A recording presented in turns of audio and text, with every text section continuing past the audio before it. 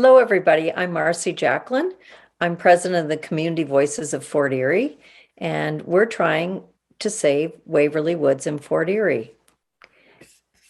I'm just going to share my screen, and let's get started. So where is Waverly Woods? I thought this map might be helpful, especially for people in Buffalo or the US side. So you can see we're just across from the waterfront and in a small area just south of the old fort, if people know where the old fort is in Fort Erie. And you can see it's heavily wooded, and and people used to take the ferry across, actually. You can see there's a pier right below where it says Fort Erie Beach. And in the late 1800s, early 1900s, people used to actually take ferries across to the amusement park there. And yeah, let's go to the next slide.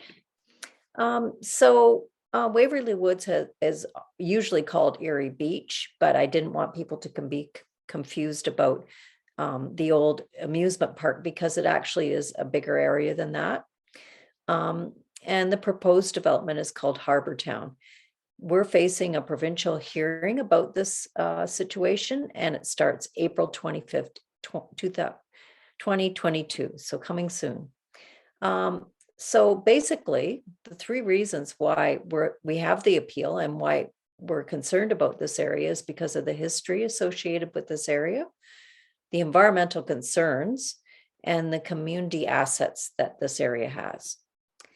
So it has a long history that goes back centuries, especially for the Indigenous community, and also for the non-Indigenous community as well. And so there's four aspects of the history that I'd like to speak about today.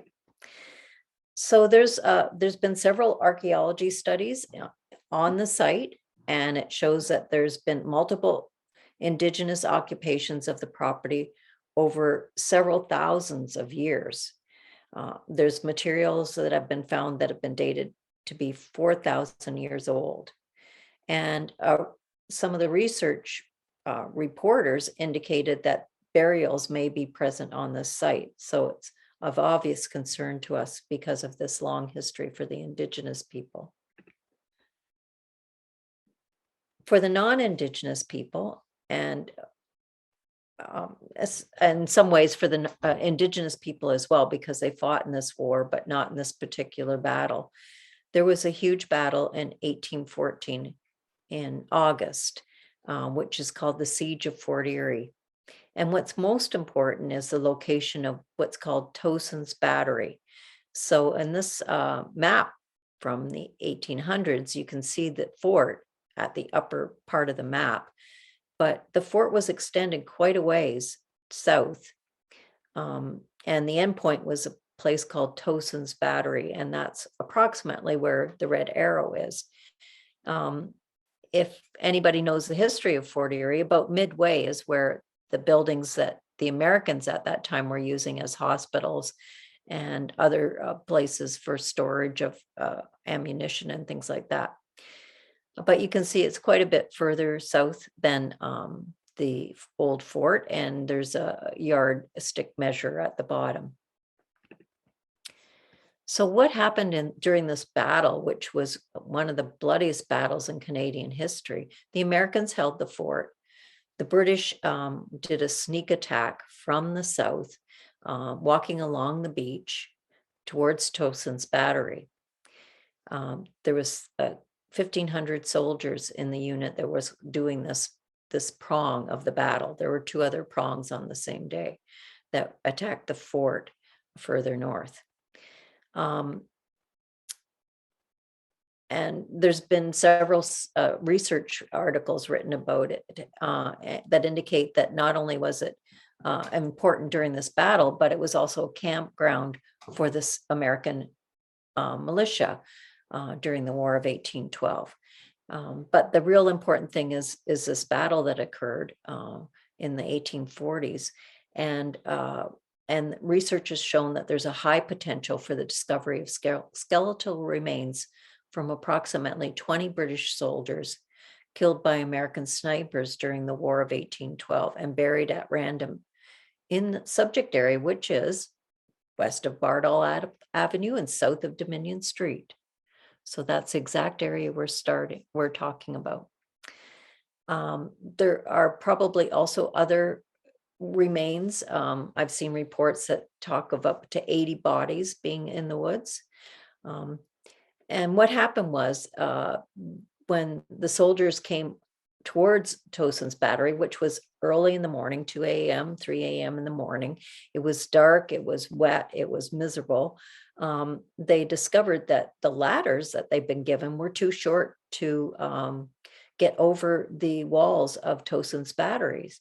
And the Americans reported that they just shot them like sheep. They were well equipped. They had cannons and all sorts of equipment that they could do all sorts of damage to the British troops. Because the British lost, there wasn't many reports from the Canadian side or the British side about the battle that included war dead and other important data. Most of our information seems to be coming from the American side because they won and they were more accurate in the reporting of the number of people that were killed. You can see here's one newspaper article written, and they were interviewing a soldier that had witnessed the battle. And he said the next morning he saw 80 dead in woods, which we believe to be Waverly Woods, and that the British didn't collect them because the battles were still going on. So they were scared to come and get them. In those days, they usually just dug a trench and threw the bodies in and buried them for sanitary reasons. There is also a long Black history in the area. And it's significant. The site is significant for two important reasons. One is that the military reserve, which the property is situated on, was the old barracks were used as homes for the freedom seekers that came across on the Underground Railway. So this is a census. I know it's very difficult to read, but it does tally the number of Black people, mulatto people that were living on the reserve during the 1850s. This is the census from 1851. And they often held major events on the weekend. On Sundays, they celebrated their freedom, and people came from the States and all over nearby areas in Canada to see the celebrations and the singing as they celebrated their freedom. Another important event occurred in 1905, and that's when the Niagara movement, which was the precursor to the NAACP, had their very first meeting. And it actually occurred in Fort Erie. It occurred at the Erie Beach Hotel, which is adjacent to the site. And the members of the Niagara movement actually spent their free time walking in the woods and enjoying an amusement park that was there at the time. So let's get to the amusement park. It went by many different names. Finding information about it is a real circus in itself because of the names it was given. So early on, it was called Snake Hill Grove because people came across from the US to have picnics there. And it was also called Fort Erie Grove and then the Erie Beach Amusement Park. But Buffalonians actually referred to it as Buffalo's Atlantic City or America's $2 million playground. So at the start of it, which it started in the 1800s, but by the end that there was several $1 million worth of amusement park structures there. People from Buffalo came over on 4 ferries, and they came over by the hundreds. So on the weekends, there could be more than 20,000 people visiting, not only from Buffalo, but from Ontario as well. So it opened in 1885 and it closed in 1930 because of the Depression. And many of the structures actually went further west to the Crystal Beach amusement park. But you can visit even now and see remnants of these structures, the walkways, the swimming pool. There was a dance hall that they called a casino. The pier, still parts of the pier left, promenades, and even some of the ride bases you can still see, which is pretty remarkable after 100 years. But for me, it's the environmental concerns.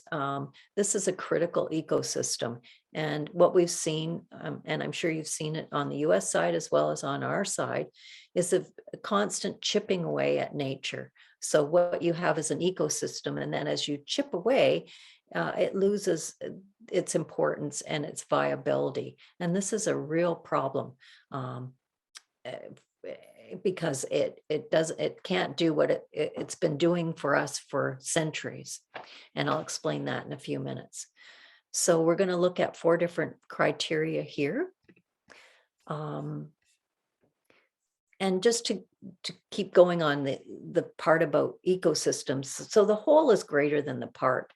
Once you start chipping away, then it loses its integrity. And what we have here is one part of the northern part of the property, especially, and right through the middle, is part of the craft drain complex. There is the provincially significant wetland across the road, but the property is also listed as a regionally significant wetland. So this is really important. And here's some mapping from the province that shows exactly how this works. So you can see the blue areas north of the red circle, which is the property, is a provincially significant wetland. And then actually on the property, you can see that it's a significant woodland. This is from the province. And there's also an unevaluated wetland. So basically, they don't know without studying it properly whether or not it is a part of the craft drain, which it certainly looks like. You can see the blue section. There is a man-made pond, and that's what the bright blue section is. But what we're looking at is the blue outline with the little plants, marsh plants sticking out of it. So that needs to be evaluated properly. It definitely is part of the craft drain complex and could actually be a provincially significant wetland. A study that was done in 2009 shows, and this was for development purposes, shows that the corridor right through the middle should be left for wildlife, but also for this connectivity to the provincially significant wetland. And it also indicates that it is a significant woodlands as well. That's why the region in their mapping showed that the whole area, so it's a green area at the bottom, is an environmental conservation area. That's a pretty important designation. And part of the process is that anybody who wants to develop has to do an environmental impact study. And this is what the developer is proposing to do to the property. So basically just clear it right out. The part 3 at the bottom is the old growth forest, which will not be destroyed. However, that's only 70% of the old growth forest, which is so important. And they actually brag about keeping 70% of it, not destroying 30%. So what happened? It's hard to know exactly why the developers study team results are so dramatically different from everything the province and the region and even the town is saying. At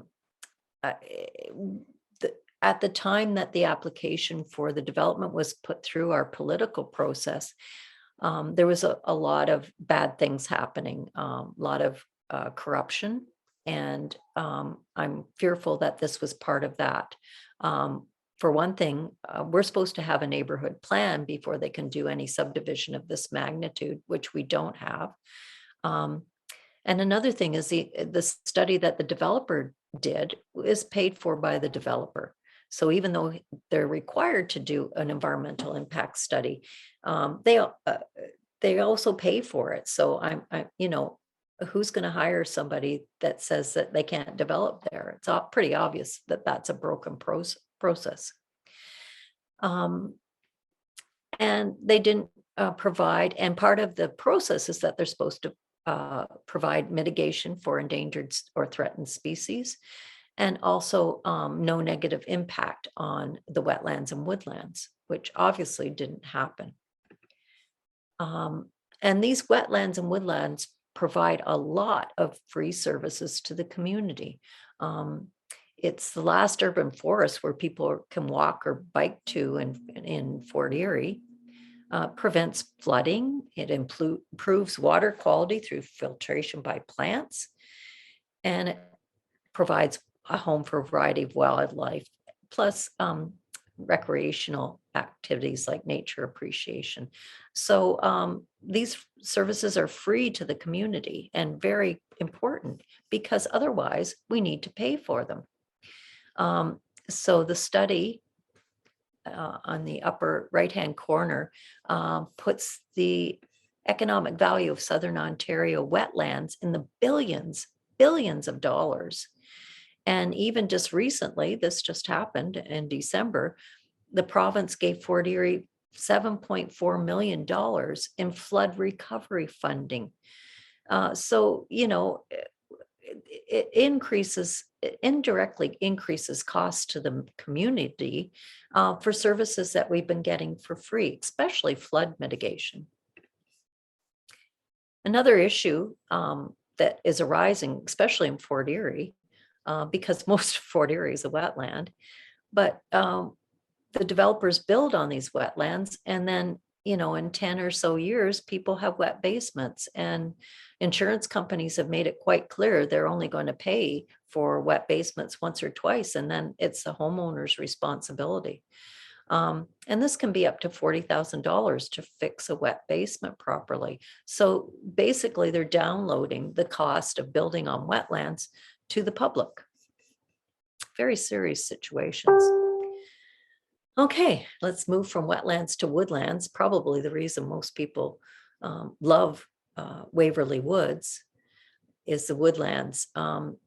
The trees there date back 200 years. They were there during the War of 1812. It's really remarkable. They're at their peak of carbon sequestering. It takes a tree 15 years if you plant a tree, it takes 15 years before it starts carbon sequestering. Whereas these trees, these massive trees, are at their peak and providing lots of oxygen for us. Okay. So I went over the free services and even cooling in the summer. So on a hot day, it's actually quite pleasant to wander through the woods, although it is marked no trespassing, and I don't encourage people to trespass in there. Another point to consider too is that a recent research paper came out identifying 9 places in Canada that are in the crisis mode for ecoregions. And the number 1 place was the Lake Erie lowland.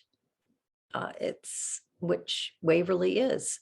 So it's a puzzle why people think it's okay to develop this area when it's so threatened. For me, it's the migratory birds.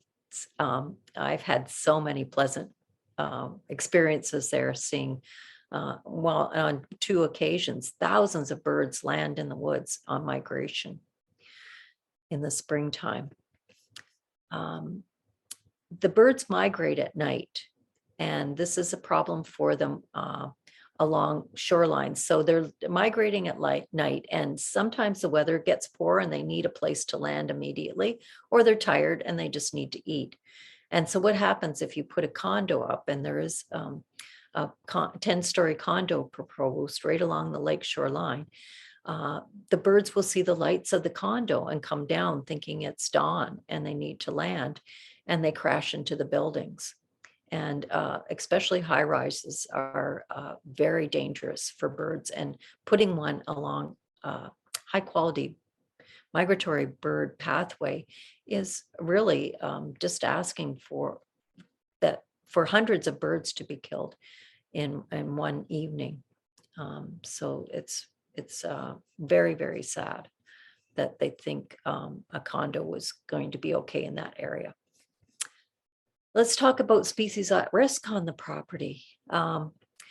All sorts of them. I'm going to use birds as an example, but I will name some of the species at risk in a minute. So just for birds in North America, we've lost over 2.9 billion birds in 50 years.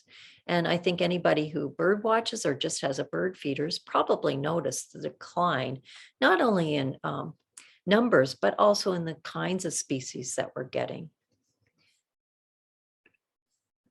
So the number one reasons for this are habitat loss. And we're seeing it, especially in Niagara. There's a, it seems like any great habitat for wildlife is very vulnerable to destruction by development now, especially when there's other places they could be building. That's the really curious thing. They could be developing along the main corridor, which makes a lot more sense, or revitalizing the downtowns areas or infilling. There's lots of other places they could be building instead of destroying habitat. But also degradation of the habitats is also, so this chipping away at the habitat.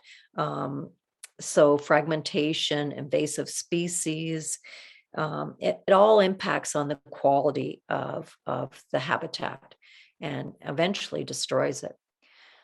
Even chemicals so if there's not a big enough buffer around wetlands, for instance, chemicals can get into the water system.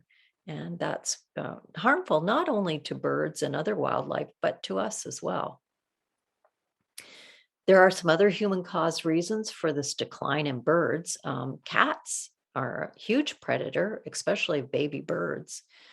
So please keep your cats in the spring. But window collisions, you can see, is number 4, and that includes private homes, but also high rises, which are particularly dangerous.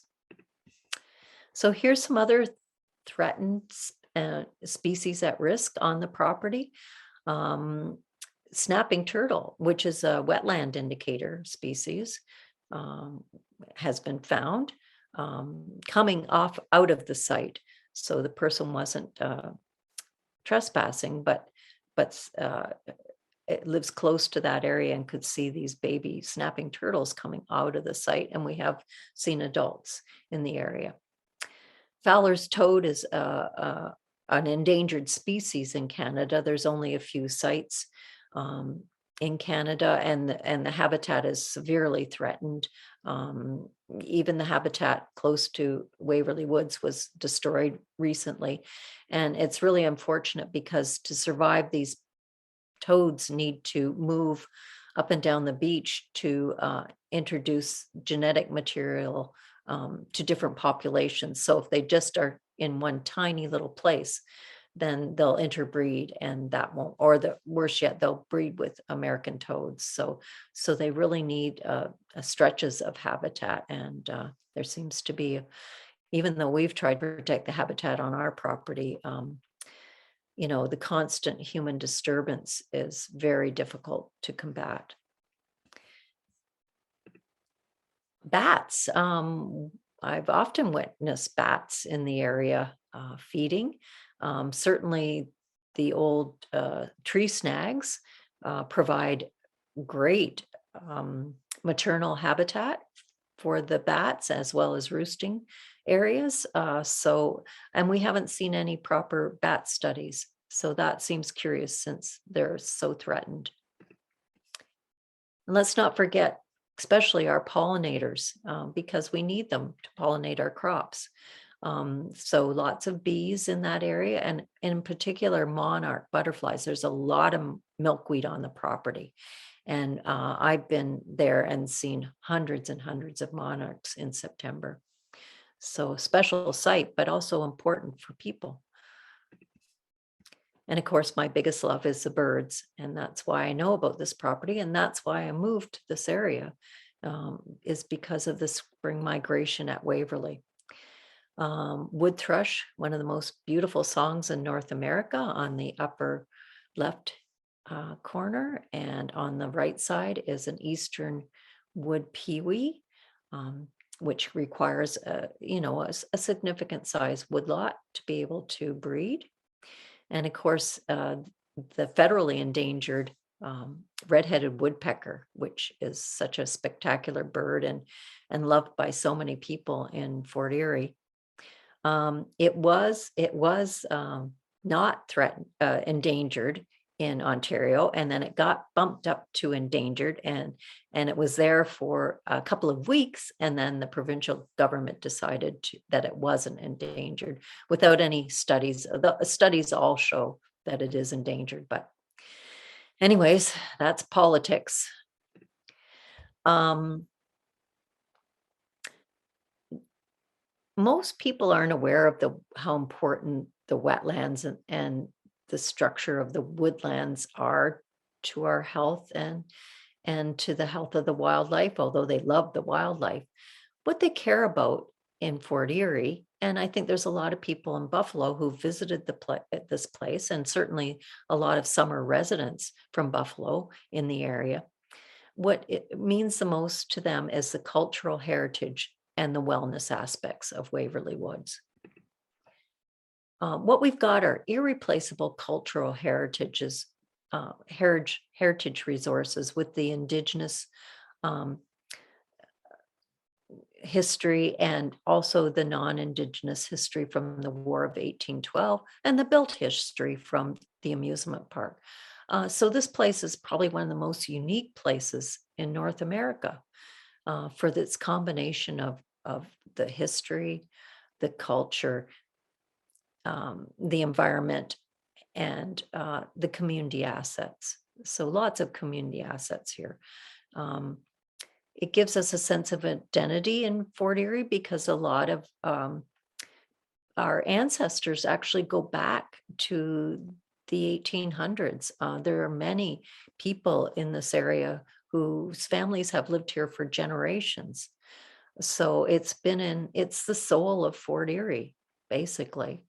And why would you want to rip the soul out of Fort Erie? The wellness aspects are strong too. As I wander around on the Friendship Trail, I talk to many people about Waverly, and I've heard so many amazing stories about how Waverly Woods has saved them from the grief of losing a loved one, from the stress of COVID. It just remarkable stories. You just have to go along the Friendship Trail and see all the park benches that are dedicated to family members who spent so much time walking through the woods in those days, not now, and just enjoying the area. And there's lots of proof now that this wellness factor is so important for our physical health. So it calms the mind, it lowers our blood pressure, it decreases the impacts of chronic disease. For mental health, it is essential to have these kind of areas to be able to visit. And most importantly, this is an urban forest where people can actually walk or bike to and get to there from the urban area, and with a short walk, even maybe take a bus. Okay. Oops. So thousands of people indeed do visit each year this area, honoring Indigenous history. So many people showing their children or grandchildren nature and talking about the history. I know tour groups come and visit the Black history aspects of it.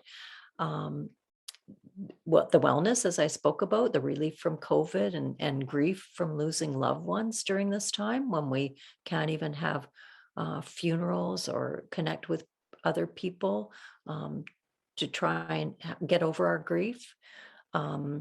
walking or bike riding. I'm a bird watcher and I can still see some of the birds from the public park, but I'm missing some of the really special birds in the interior of that area. And I've led many, many walks for bird watchers in that area around the Friendship Trail, but in the previous years when we could go on site through there and people were just marveled at how beautiful and how plentiful the birds were at that time. And let's not forget those old trees that have been there for centuries. So our community has much to lose, including the Buffalo community that are familiar with it. And once it's gone forever. You can't replace these things. You can try, but they will never be the same because creating a wetland may take hundreds of years. And it's not as simple as just digging a hole and filling it with water. And how do you grow 200-year-old trees? It takes 200 years. So we're going to lose our community and environmental heritage, the last urban forest in Fort Erie, the free services provided by the wetlands and woodlands. And then it will cost us money to replace those free services. And so basically, the only people who will benefit are the developers. So how can you help us? We're on Facebook under Save Waverly Woods. And just basically get informed, stay informed, and be involved. So sign our petition. I send newsletters out every couple of weeks, updating people about what's happening or informing them about the issues. And please help us donate. The more money we get, the more time we can buy with our legal experts and witnesses. We have three places you can donate. So one is the GoFundMe.